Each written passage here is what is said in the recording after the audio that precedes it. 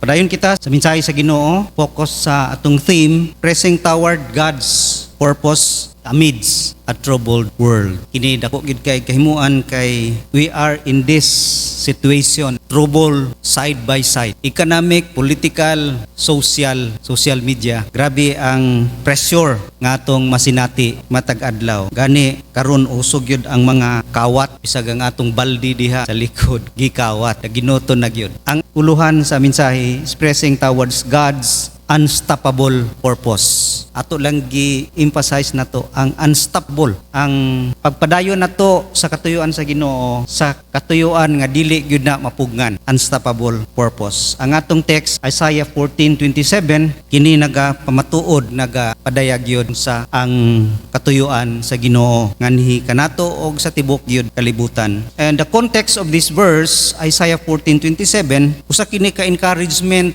ngadto sa mga Israelites na ulipon gid sila sa Babylon. Gitagaan na sila og hope sa Ginoo nga yes, you look forward nga mapildi ra gid ning Babylon, ma-down ra gid ni siya. Unang gitagaan sa Ginoo sila niini nga encouragement nga remember nga God's judgment against nation. I-judge man gid niya ning Babylon. Bisag kamo gani na-judge man nganong naabot mo dinhi sa Babylon, nag-antos mo dinhi. So he offered hope and promise restoration sa mga Israelites. Nindot kayo ni kahatag kanato giya nga di gid ma-stop ang plano sa Ginoo sa mga Israelites. Taliwala sa ilang mga kiyasan. God's purpose cannot be stopped. Mo kini ang mga hinungdan. Una tan-aw nato ang iyahang divine purpose. Sa atong text, the Lord Almighty has purpose and who can thwart Him? Ang first line diha no sa text nato is Almighty. Ang describe gina ang Ginoo nga Almighty. Unya naay purpose. It means nga ang divine purpose i-describe mo authoritative. Ang authority sa Ginoo di gini mo na ma-challenge. Ingon diha cannot be thwarted. You cannot thwart kanang imuhang tuison bitaw. Imuhang ibalihon no or i-reverse. Nothing can annul His purpose. Dili ma-reverse. No one can reverse His will. Dili mabaliktad. Remember God's authority. Pag ingon nato nga His will, napoy lain nga klase nga will. Kay matingala ka na may will sa Ginoo nga wala matuman. Naay tulo ka klase. God wish will, kini nga will gitawag ni nga God desires. Mo ni ang iyang gusto unta, mo ni iyang delight unta nga will nga makita nimo ang iyang heart diha. Pero pwede ma-resist, pwede ma-reject. Sama sa desire gid sa Ginoo nga mahimog yung balaan ang tao, pero makasala magid ang tao. So ma-resist usahay ni nga will. Unya 1 Timothy 2:4 nga God desires people, ang gusto gid sa Ginoo nga ang tanan maluwas. Insiya nga ang gusto gid niya nga nothing, no one will perish. Sama sa ingon po niya sa Matthew 23:37 nga sama sa manok nga inahan nga gigather ang iya mga chicken, but you are not willing. Mao na mga Israelites, dili man sila willing, mo nang nahiagom sila sa mga katalagman. Wish will na sa Ginoo, desire na niya pero ma-resist lagi sa tao. Pero naapod siya ay gitawag nga permissive will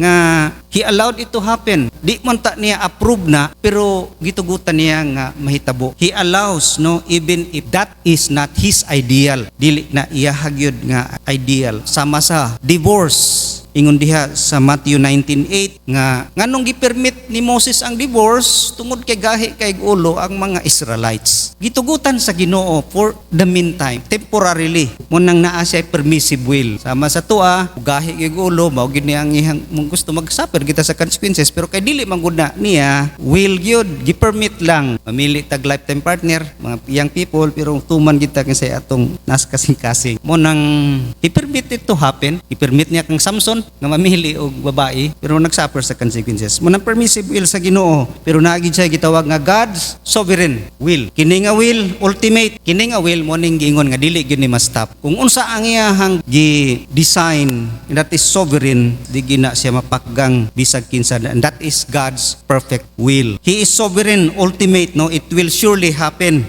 dili na siya ma-stop sama sa di gid nimo ma-stop ang pag-anhin ni Jesus aron magpakamatay sa cross. You cannot stop it. Bisag unsay himuon ni Satanas, bisay unsaon himuon sa tawhan nga ma-stop ang pag-save sa kalibutan, dili mas, because that is God's ultimate, perfect and sovereign will. Tungod kay ang God's authority way makapugong ana. He is over all creations. Matag desisyon niya basta sovereign, no one can overturn it. Wagi makakuha niya na. God rules above nations, above kings, above history, and above circumstances. Munang iyang otoridad, munang authoritative ang purpose sa Ginoo. Then second, creative. No, creative, it means ang Ginoo, ang iyang purpose skillful ug effective yun kayo. Kanang grabe kay niya mo himo sa iyang purpose ba nga di usahay, di ta kasabot, di ta usahay ka dawat sa iyang purpose sa mga panghitabo. Romans 11:33, oh the depth of the riches of the wisdom and knowledge of God, how unsearchable His judgment and His path beyond tracking out.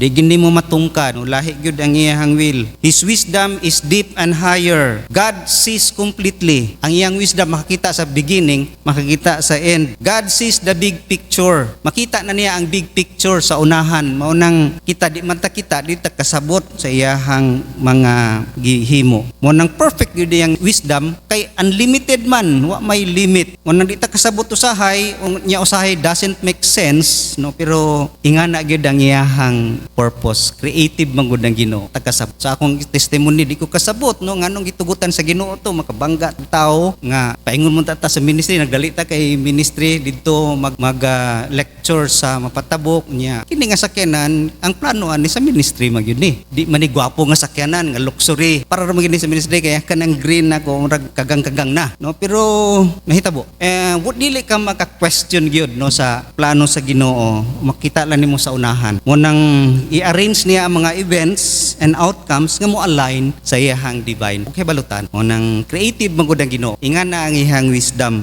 inato maapas pero the best. And also dili lang creative ang plano sa Ginoo, ministrative, meaning naga-perform og kanang help. Makaayo gid siya. Muna ingon diha sa Romans 8:28, and we know that in all things God works for the good of those who love Him, who have been called according to His purpose. Tanawa ang tanan mahitabo, good or bad, nagabuhat ang Ginoo for the good, no? Good or bad na diha mo nang ministry, supportive duties naga-perform ang Ginoo. O nang He is weaving our lives, murag himuon niya ang atong mga experience into a beautiful tapestry of His purpose. Munang for good. Munang tanaw nato gid kanunay nga unsay mahitabo, ang assurance nato is good gid na ang iyahang mga gipanghimo. Jeremiah 29:11, for I know the plans I have for you, plans to prosper you and not to harm you, plans to give you hope. Purpose sa Ginoo and plan, administrative na for our good. Sakit, lisod, di ta kasabot permero, pero i-entrust lang nato nga ang iyahang purpose administrative magina siya. Kung ato nang masabtan, we can see nga kining mga butanga, they are opportunities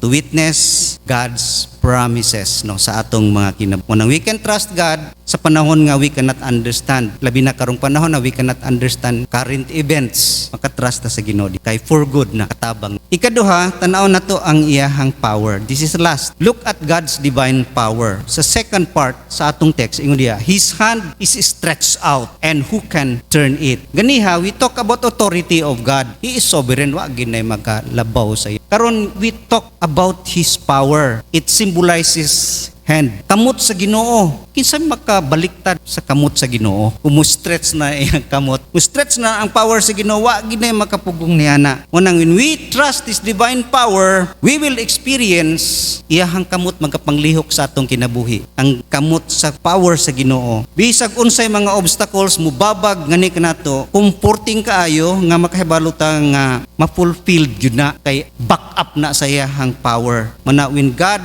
speaks with authority, God acts with power. Mo nang atong tanawon sa atong mo nang nagrepresent ng God's hand, power and sovereignty. Tanaw na to ang Biblia sa mga tao nga naka-experience gyud sa gahom sa kamot sa Ginoo sa ilahang kinabuhi. Nga ang purpose sa Ginoo nagkapanglihok pinaagi siyang kamot ug na-experiencehan anay mga tawhana. Una tanaw na to ang life kining experience ni Joseph sa Genesis 50:20 ingon diha, "You intended to harm me, but God intended it for good to accomplish what is being done, the saving of many lives." Mo ni ang sulti ni Joseph sa last part na sa Genesis nga katong human na siya, naka-experience siya nga gibaligya sa siya mga igsuon, buutan man ta si Joseph, pinalangga sa iyang papa niya, nagka-communicate sa Ginoo nganong gitugutan nga mabaligya sa siya mga igsuon ngadto sa Egypt nya nahimong sulugoon didto nya na priso kay napasanginlan nga nang rape. Grabing suffering sa kinabuhi ni Joseph. Pero ingon siya diha, "You intended to harm me." Mo nang giingnan niya ang mga igsuon niya. Di ba ang inyong purpose sa una nga mawala ko sa inyo ha kay naghisgot ko nga kamo mubaw kanako. Ya mga brothers no.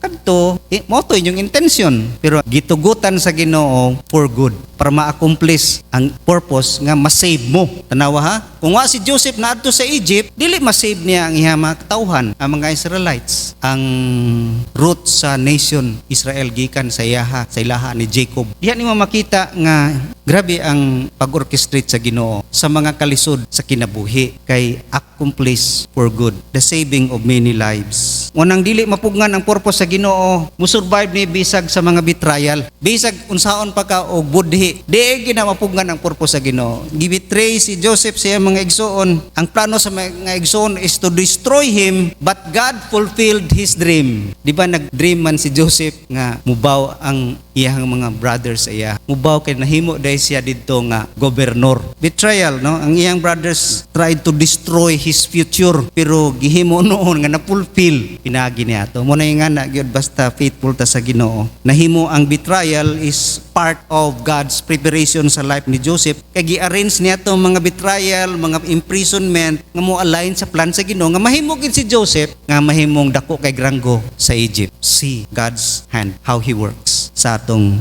mga kinabuhi. Unya makita po nimo nga God's purpose continue through suffering. Bisag grabing suffering diha na priso, nag-start og sulugoon. Pinagara ba si Joseph wa nadaan ng mga trabaho nga bunalan ka, slave. Agi na niya grabing suffering. Mo nang giingon diha nga slavery and prison did not cancel God's calling. Wala ma-cancel ang calling sa Ginoo nga si Joseph mahimo gyud nga instrument sa Ginoo to save His people. Slavery and imprisonment. Sa atong makinimo unsa man ang suffering, di ma-cancel ang calling sa Ginoo sa imuha, ang plano sa Ginoo sa imuha. Mahitabo gina. Mo nang bisag unsang klase nga suffering, mulahutay gyud. Gi-design gid ka sa Ginoo, siya gi maghimo niya na nga mulahutay gid ka. Mo nang ingon si Paul niya na kay experience siya niini. In 2 Corinthians 4:8-9 ingon siya, "We are hard pressed on every side but not crushed, perplexed but not despair, persecuted but not abandoned, struck down but not destroyed." Grabe na nga mga kalisdanan, hard pressed pero wa man sila makrust. Murabag na down ko pero wala ko napildi ni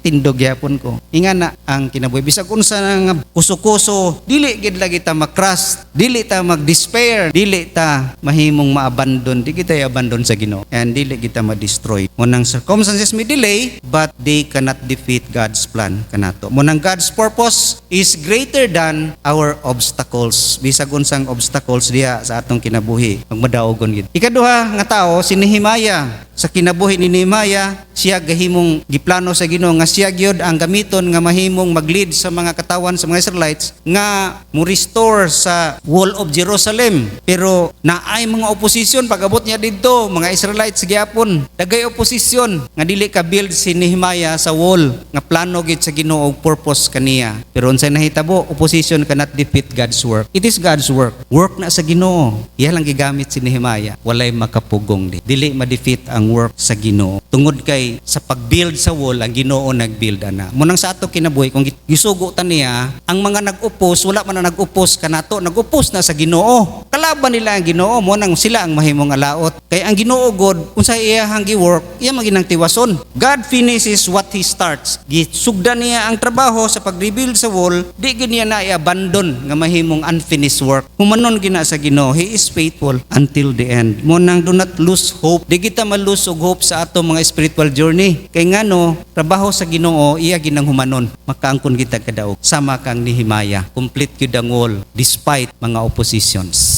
And also sa life ni Daniel, makita nimo sa life ni Daniel nga gitambog gid siya sa leon tungod kay nituman ra gid siya sa plano sa Ginoo nga mahimong faithful bisag tua sila didto sa environment perti kaayo kamangtas mga tao dautan gyud kaayo dili pareha nilag mga binuhatan sa environment nga corrupted. We are in this troubled world. Ang mga tao grabe kaayo, madala gid ka usahay, pero si Daniel wa gid siya madala, na preserve gid siya. Muna ingon diha nga lions cannot silence God's purpose. Purpose sa Ginoo nga mahimo gid silang pure bisag naa sila sa mga environment nga impure, corrupted, perverse generation, dili gyud mas silent ang purpose sa Ginoo sa ilaha. Sundugon ra ginato si Daniel, faithful until the end, no, dili ta mag-compromise nining panahona nga usahay tungod sa kapitos. Muapil na lang kita sa mga buluhaton nga dili gusto sa Ginoo, no? Kay hala, pilapil na nagitaan ng kuan diha. Bahalag masira ang atong mga testimony ngadto sa kalibutan. Lions cannot silence God's purpose. Remember Daniel. Wa gid siya mo compromise. Bisan pagkatong pagkaon, gulay-gulay ra gid sila kay di sila gusto mahimong patakdan, no, sa impurities practices sa mga Babylonians. Lions cannot silence God's purpose. And also, Shadrach, Meshach, Abednego, kay balo na taani, kay sige na balik-balik ug wali niini. Mga friends ni Daniel nga di mo baw atong estatwa, bisag itambog sila sa fiery furnace katong nagdilaab nga kalayo. Munang ingon diha nga fire cannot destroy God's purpose. Ang purpose anay mga tawhana nga ilag yung ipadayag unsa kagamhanan ng Ginoo sa ilahang kinabuhi. Ang uban dinhi sa mga Israelites nang baw, pero sila wa gyud, no, wa mo compromise ning tulo Shadrach, Meshach, Abednego. Mo nang ang fire dili makadestroy sa katuyuan sa Ginoo sa ilang kinabuhi. Sila gyud nitindog nga lig-on taliwala sa kanang mga idolatry, no, sa kalibutan karon grabing idolatry kining atong mga kalingawan, no, di ta kabantay ang atong kasing-kasing na capture, idolatry na. Anything nga makakapture sa atong time, energy, and focus, malimtan ang butang sa Ginoo, idolatry na siya. Ngunang fire cannot destroy God's purpose nga mustegid sila lig-on taliwala sa idolatros nga environment. Shadrach, Meshach, Abednego. Ngunang fire cannot destroy them, but pagtuon na to ang fire, makulong sila dito. Ang fire noon nakaputol sa ilahang mga gapos. Wa sila masunog bisag buhok, pero ang ilahang gapos mo nga sunog. Ingana ang Ginoo. Ang purpose sa kaaway gapuson ta, pero mahimo na noon nga ma-free kung kita matinud-anon diya sa Ginoo. Mo nang fire can be a setup for something greater. Something greater. Ang fire pagto mo consume, pero sa Ginoo ang fire mahimong i-set up noon ka for something greater. Ngano? Kay nahimo man noon ning greater kini sila Shadrach, Meshach, Abednego. Nakita gyud ang gahom sa Ginoo sa ilang kinabuhi. Gitugutan to nga nahitabo para makita ang great power of God. Kay kung wala to sila mas sugba didto, dili man makita ang gahom sa Ginoo nga bisag ang buhok dili gyud, dili manimaho o dili masunog. Mo nang greater purpose. Ang desire sa kalaban to destroy us, balik taron sa Ginoo, mahimo noong greater purpose. Mahimo noon tang instrument nga mapadayag sa katawhan ang gahom o glory sa Ginoo. Mo nang opportunity gyud ang mga sufferings kining fire kung di ta magpatintal, opportunity nga mahimo gid tang display sa grasya ugma sa Ginoo. Nga taliwala sa krisis, wa gid ta magpasugot ra gid ta ingana makita ang gahom sa Ginoo. Giunsa ta nga hangtod karon wa magyapon ta na pasmo. Mo na nindot kayo sa atong kinabuhi. And also something greater assignment. Mo nang kini Shadrach, Meshach, Abednego si Daniel, human sa ilahang mga kalisdanan na promote sila. Nahimo silang na promote silang position. So greater assignment. Mo pud na sa atong kinabuhi, kung kita musalig ra gyud sa purpose sa Ginoo, mahimo gitang ma-promote greater assignment sa sunod nga mga adlaw sa atong kinabuhi. Pagkanindot, no, sa kanang purpose sa Ginoo, i-arrange sa gid niya ang tanan. Mo nang sa atong pagkinabuhi, God can use every painful stage for His greater purpose. Ang no, kang Joseph ang yun na priso, pero matag-ang niya na painful stage na, pero mas mutaas na ang purpose sa Ginoo sa atong kinabuhi. Mo nang nindot kay. And also si Paul si Paul mas grabe pod ang iyang eksperyensya mahitungod sa mga kalisdanan sa kinabuhi. Troubled world, troubled times. Grabe ang eksperyensya niya. Sa Acts 27:20-25, storm. Giatake sila nga maunlod na gidunta ang ilahang gisakyan. Pero munang ingon nga storm cannot sink God's purpose. Dili maunlod ang purpose sa Ginoo sa mga kalisdanan sa kinabuhi. Unsa man ang storm nga naagyan sa mga disciples, di na maunlod. Mapil unlod ang Ginoo. Remember that. Isa may maulawan kung kita mapilde sa mga kalisdanan. Ang Ginoo man nga atong gisimba. Mao nang storms cannot sink God's purpose. Unsay purpose sa Ginoo sa kinabuhi? Kung salig na kita kaniya, di kita maunlod sama kang Paul. Wala na unlod ang sakayan niya ni Pablo sa dihang giatake sila sa storm. And also si Paul pod na priso sila ni Paul and Silas, pero unsay nahitabo ingon diha, chains cannot bind God's purpose. Sama sa kang Sadak, Mesak, Abednego. Pagtuon nato nagapos, wala na, pakyas na ang purpose sa Ginoo. Pero di ay sa eksperyensya ni Paul, mas na-spread pa ang gospel. Kay dito sa prisuhan, nasangyawan pa noon tong head sa mga guard. Niya dako ra ba ng pamilya head ka, daghay na nga luwas. So pagtuo gikapos ta di ta kasangyaw, pagtuo sa mga kaaway sa mga uban Hudiyo, Romanhon nga di nakasangyaw si Paul kay nas prisuhan. Baliktad, mas nasangyawan pa noon niya ang katong mga guards og nahimong Kristohanon. Munang dili gid mapugnan lagi ang purpose sa Ginoo sa atong mga kinabuhi. Ang gospel na advance noon tungod sa suffering. Nganong nidaghan ang mga Kristohanon? Kay kung wa luto sa mga Kristohanon, magpabilin ra sa Jerusalem. Dili manglakaw. Munang giluto sila, pamatyon man, nagbulag-bulag sila. Pag bulag-bulag nila, nadaghan na noon. Kay daghan ay nasangyawan og niabot pagani sa Asia dinhi sa atong lugar. Si baliktad ang kalaban nimuon kanato mahadlok ta i-chain ta mo nang di na ta effective kay nadala ta sa mga kahadlok, kalisod, worry in life. Di na ta epektibo, di na ta mo alagad, di na ta mo sangyaw, di na ta mo pagamit sa iglesia kay daghay mga babag, daghay reasons. Chain dili na purpose sa Ginoo. Dili purpose og why excuse kay di na purpose sa Ginoo. Unang nahitabo kang Paul na spread noon, na advance noon gigamit ang suffering. And lastly, si Jesus Christ. The cross could not stop God's plan. Dili gyud ma-stop ang plano sa Ginoo. Mahuman gyud ang cross. Maluwas gyud ang katawo nga tan-aw nimo, the crucifixion fulfilled the prophecy. Wa natuman nga propesiya sa Old Testament nga naghitabo diha sa pag-crucify kang Jesus. Bisan pa pagdunggab sa iya dinhi, pag-awa sa dugo, pila ka oras sa kuan naatanan sa propesiya. And also resurrection prove God's purpose, dili gyud ma-defeat. Kay ang resurrection nagprove yun na nga death dili makahold kang Jesus. Muluwas gyud si Jesus sa mga katao. And also the church. Walay makapugong sa church. Ingon diha sa Matthew 16:18, and I tell you that you are Peter, and on this rock I will build my church, and the gates of Hades will not overcome it. Dili maka-overcome, dili mo prevail ang hell. Unya, dili kahilabot ang hell. Unya, ang gates of hell dili pod kapugong. Mo atake gyud ang iglesia. Bisag unsay nakahitabo karong panahon na gubaon gina kana mga gates, mga barriers nga dili ta kasangyaw, dili ta ka extend sa mission nato, dili ta ka himo sa bulaton sa Ginoo nang dapita. Walay makapugong ni ana because the gates of hell dili makapugong ni ana, will not prevail against the church. Mao nang ang God's mission mo continue gina. Kung tanaw nimo, what the enemies try to stop, God multiplies.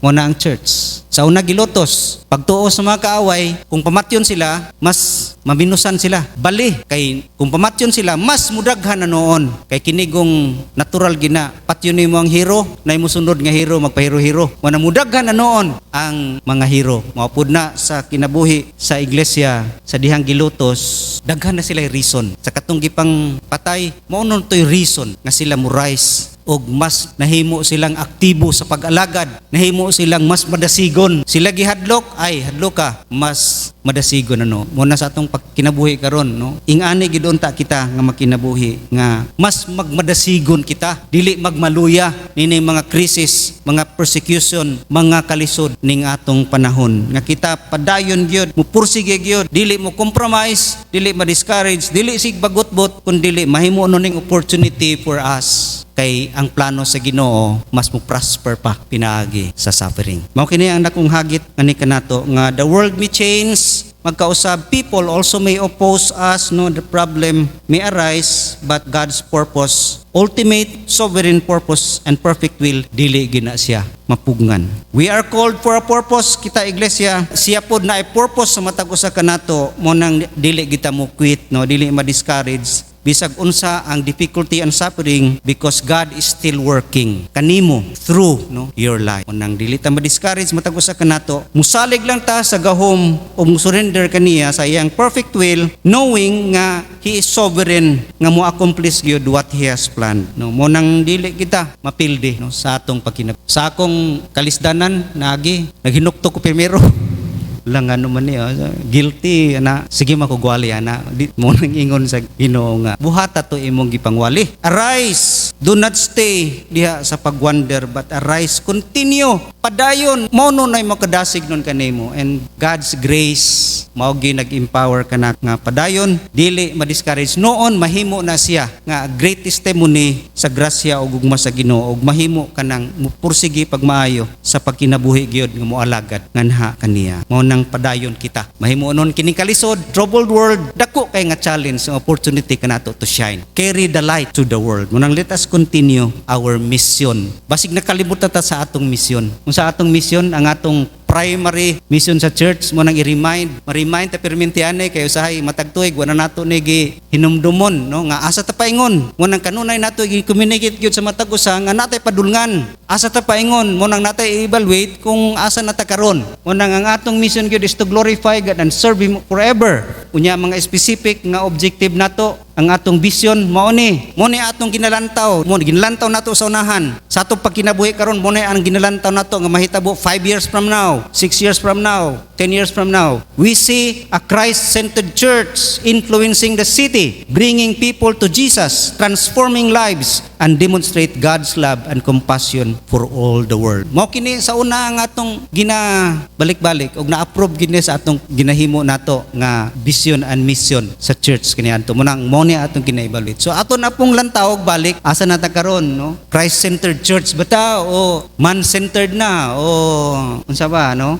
Building centered o unsa ba? O naga-influence bata sa city o nahimo nung kapandulan, bringing people to Jesus Christ, naga-transform. We are not transforming lives, no, pero we are instrument sa transformation sa mga katawhan. And also naga-demonstrate ba sa love sa Ginoo, dili makapandol noon ngadto sa katawhan nga nagdala kita sa iyang gugma, compassion for all the world. And this is our vision. Padayon kita niya na mo na yung atong ginalantaw sa unahan, maghatag ka na courage to be united, to be strong. Padayon kita sa mission, continue to preach the gospel, continue to be a channel of blessing to others, continue to demonstrate God's love, reach out, no, sa mga wala pa kaila sa Ginoo, reach out to those who are in need, to show God's love. Mo na atong trabaho gayud, tungod kay mao kana ang gibilin kanato sa Ginoo, to be instrument of His mighty workings in this troubled world. Carry the light, and we have God's assurance. Assured ta nga magmadaogon kay ang purpose sa Ginoo walay makapugong kanato. Walay makapugong kanato to live a meaningful, fruitful, and victorious church and victorious Christian life. Let us pray.